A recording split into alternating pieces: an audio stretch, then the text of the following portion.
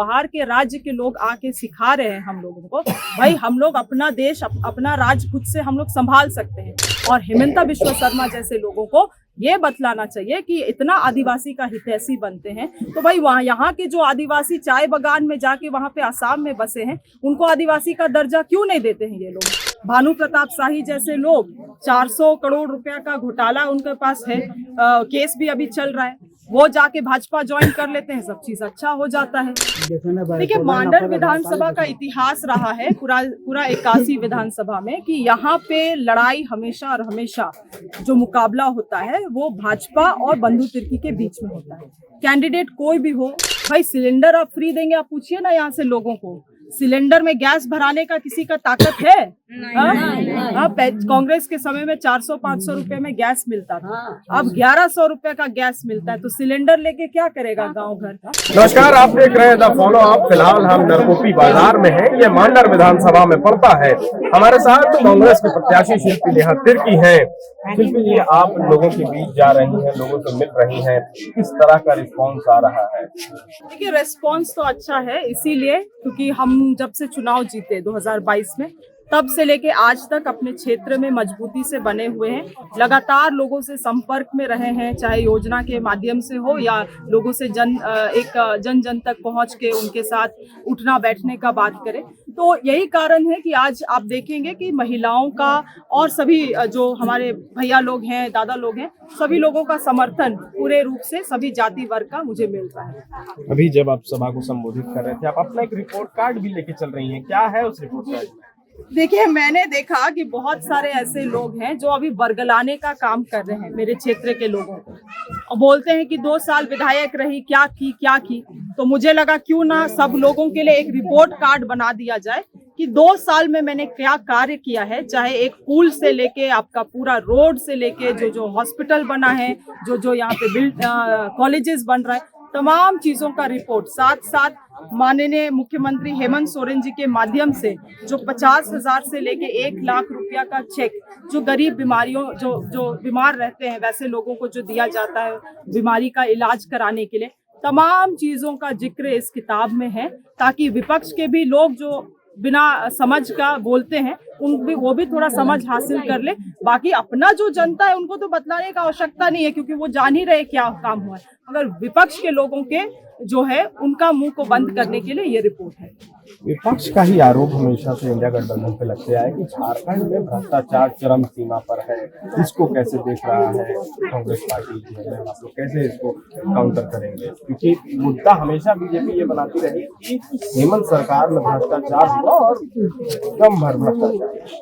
देखिए मुझे लगता है भ्रष्टाचारी का परिभाषा इनको स्थापित करना चाहिए भाजपा के नेताओं को, क्योंकि मधु कोड़ा इनको भ्रष्टाचार लगते हैं, भ्रष्टाचारी लगते हैं, उसके बाद वो उधर भाजपा में चले जाते हैं तो फिर उनसे उनको प्यार हो जाता है, वो बहुत अच्छे लगने लगते हैं।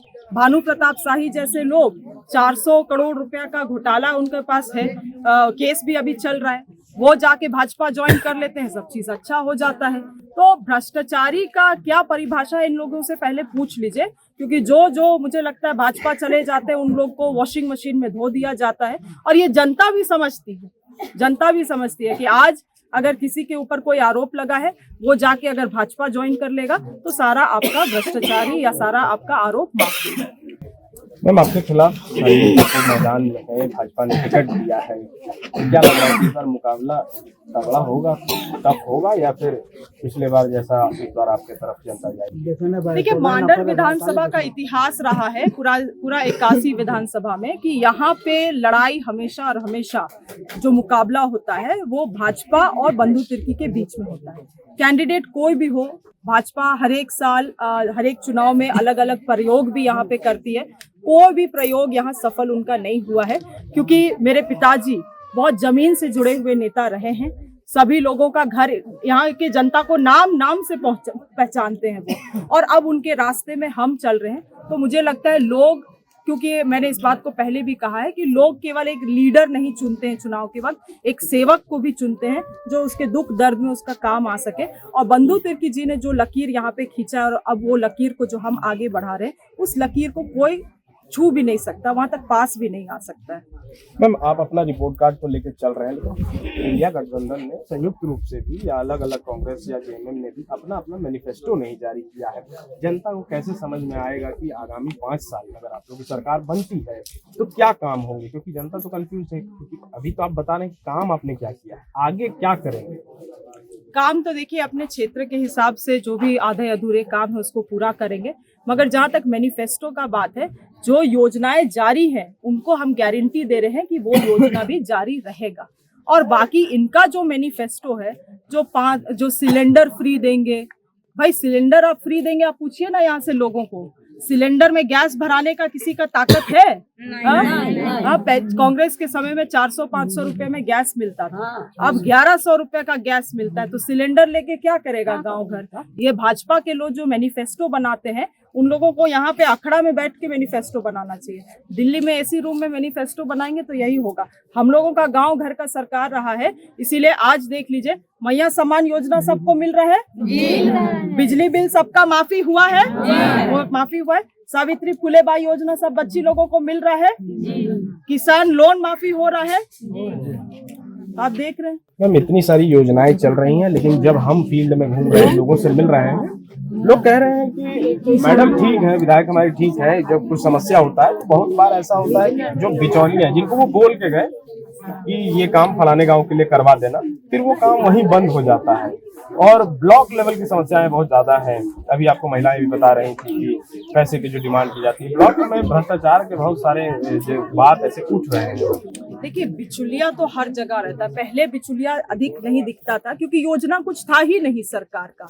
अब सरकार इतना सारा योजना दे दिया है कि सब लोग बहती गंगा में हाथ धोना चाहता है, मगर जितना लोग जनता जागरूक होगा उतना उसको ठगना मुश्किल होगा। इसीलिए मेरा प्रयास रहता है कि जन जन तक जाके लोगों को बतलाए कि भाई वो आवास है तो योजना क्या है और उसको कैसे मिलेगा। सभी जगह भ्रष्टाचारी होता है, मगर जागरूकता से, अवेयरनेस से इसको रोका जा सकता है।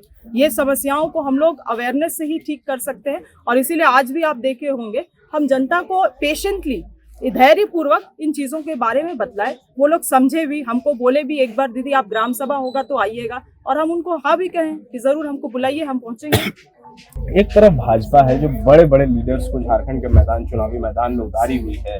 असम के मुख्यमंत्री हेमंता यहाँ पर हैं, हेमंता बिश्व शर्मा, शिवराज सिंह चौहान हैं, प्रधानमंत्री आने वाले हैं चुनाव में। इससे कैसे टैकल करेगी इंडिया गठबंधन?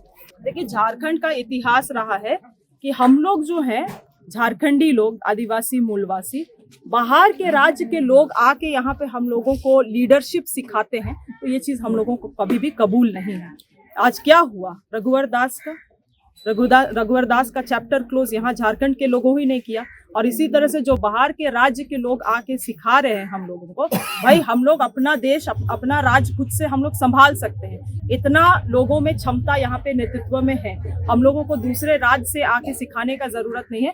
और हेमंता बिश्व शर्मा जैसे लोगों को ये बतलाना चाहिए कि इतना आदिवासी का हितैषी बनते हैं, तो भाई वहाँ यहाँ के जो आदिवासी चाय बागान में जाके वहाँ पे आसाम में बसे हैं, उनको आदिवासी का दर्जा क्यों नहीं देते हैं? ये लोग क्यों नहीं देते हैं? सरना धर्म कोड में क्यों नहीं बोलते हैं? मुड़मा मेला में आए थे हेमंता बिश्व शर्मा, भाई मुड़मा वहाँ सरना समाज का एक बहुत बड़ा पहचान है, अस्तित्व है। आपको तो वहाँ से घोषणा करना चाहिए था कि हम लोग सरना धर्म कोड देंगे। तो इनको अगर पूछिएगा इन सभी चीजों के बारे में, तो भाजपा के नेताओं के मुंह पे दही जम जाता है। अच्छा मैम, एक आखिरी सवाल, 5 साल आप लोग सरकार में रहे, लेकिन युवाओं का जो मुद्दा था वो रह गया, कहीं ना कहीं उसमें आप लोग फेल नजर आ रहे हैं। कैसे इसको कोप अप करेंगे अगर फिर से आपकी सरकार बनेगी, तो क्या स्टेप्स लिए जाने चाहिए? देखिए, मैं आपको राजनीतिक रूप से इसमें बताऊं तो बहुत ही सरकार को एक तरीके से समस्या उत्पन्न किया गया सरकार के लिए कि एम्प्लॉयमेंट अपॉर्चुनिटी सरकार दे ही ना पाए।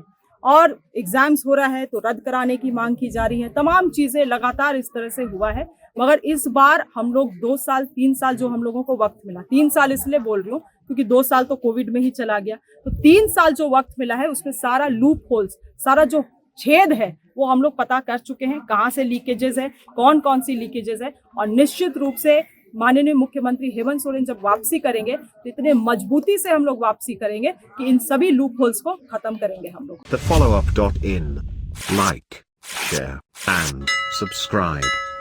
www.thefollowup.in